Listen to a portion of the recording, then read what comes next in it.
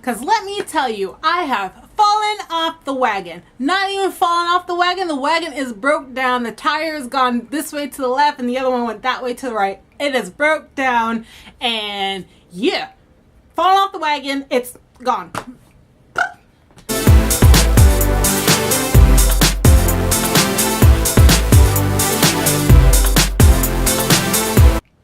Hey guys, it's me Sabrina back here for another video, and today I wanted to talk about something that is coming right at the right time and is near and dear to my heart because I have tons of experience with it, and that is falling off of the keto wagon. Right, so you know, we all started the new year with tons of great intentions. You know, we were going to get back to keto, we were going to start exercising, we were going to do this, X, Y, and Z, X, Y, and Z. 2018 was going to be awesome!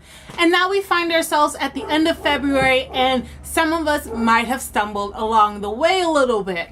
And, you know, I don't want to come on here and make it seem like I am this perfect ketoer. I am not.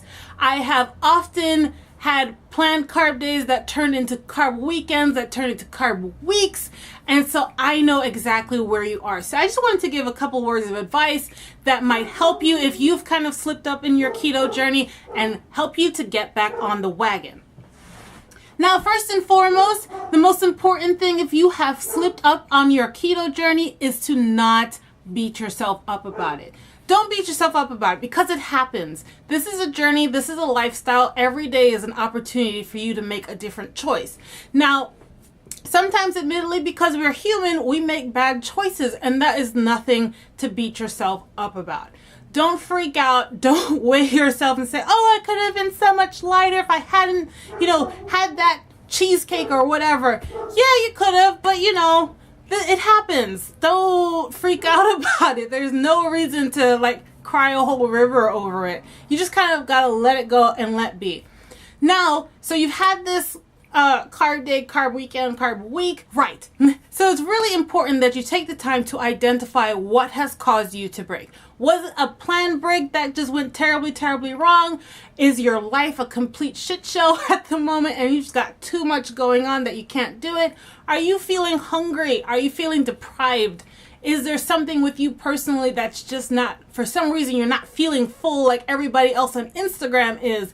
You kind of need to identify it because that will affect where you go next. Now, if you've just kind of snowballed out of control, your carb meal has turned into a day, weekend, week, and you're kind of lost as to how to get back onto keto. You want to get back on, but you just can't seem to do it. Then my suggestion is that you make a plan. You consciously make a plan to get back onto keto. Don't just wake up the next morning and say, I'm going to be keto today, and you turn around and there's nothing but junk food in the house, and you know, you have to go to the grocery store that morning to be keto. Don't do that. If today is, let's say today is Monday and you are so deep into this sort of carb load up and you don't know what to do, you've tried to wake up in the morning and say, I'm going to start keto today, but just does not seem to work. Then what I would suggest to you is to say today's Monday, plan Wednesday, I'm going to get back onto keto.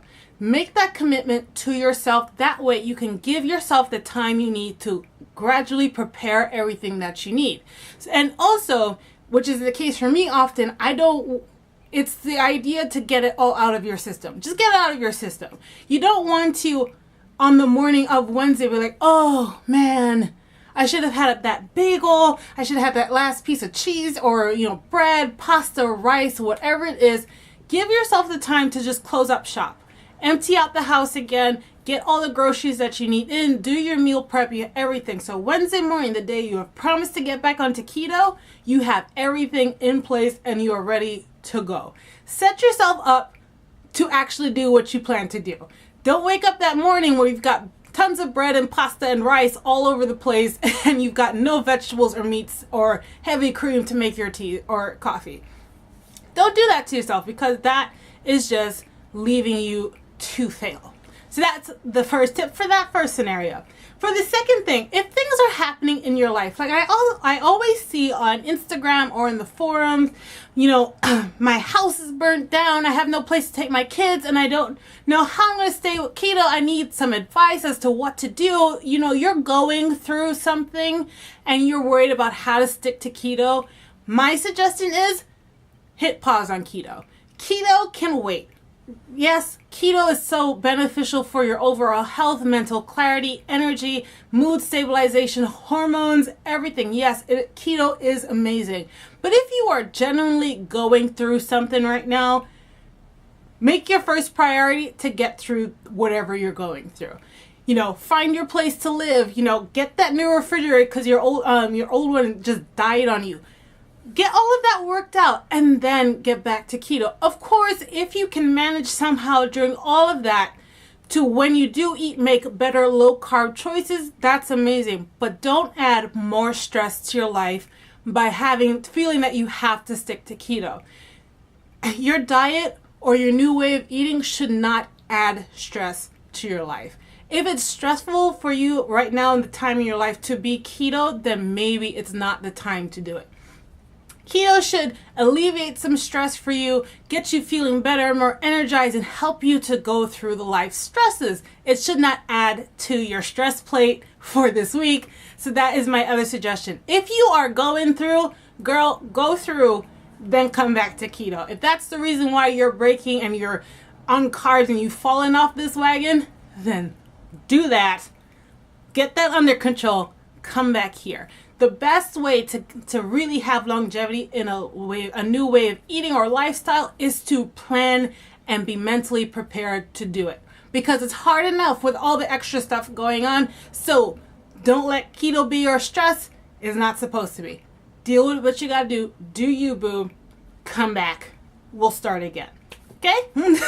So for the third instance, if you are constantly hungry, like you are breaking all of the time, you find that you are falling into this carb trap often because you're always hungry, you never feel full, and then you just get to a point like, I'm just tired of being hungry, so I'm just gonna eat this, hot dog with hot dog bun, I'm gonna eat everything on it. Like, I'm just gonna eat it, and I don't want nobody telling me nothing because I'm hungry. Then it might be time to adjust your macros. It will.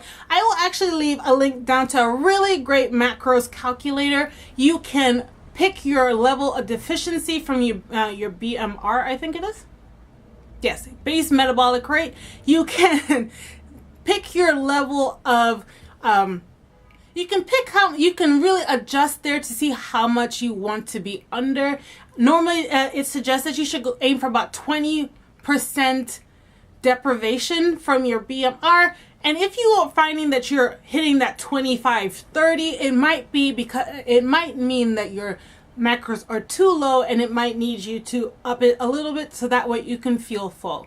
Keto is not a diet where you should feel full all of the time. If you're not feeling full, keto is not a diet where you should be hungry all of the time. If you're feeling hungry all of the time, then it might mean that you need to readjust your macros. So check out the link down below if this is you or if it sounds familiar to you. Adjust your macros and try again. You should not be hungry all of the time. And let's say you've adjusted your macros, gave it 2-3 weeks, and you're still finding that you're constantly breaking, you're constantly having these carb binges or whatever you want to call them, then sad to say that maybe keto is just not for you. It's not that you're lazy, you're not committed, all of that stuff. You're not an evil person or a carb lover. No one's saying those things about you, but maybe keto is just not for you. I don't necessarily believe that keto is one size fits all for everybody. Some people do better on paleo because of that hunger, and they need a certain level of starches in their carbs in their life to function at a normal rate. So maybe keto is just not for you. Maybe you do need more carbs in your life. And so if it's not working, then what are we still talking about? If it's not working for you, try something else. And it really is just that simple. You're not being a sellout.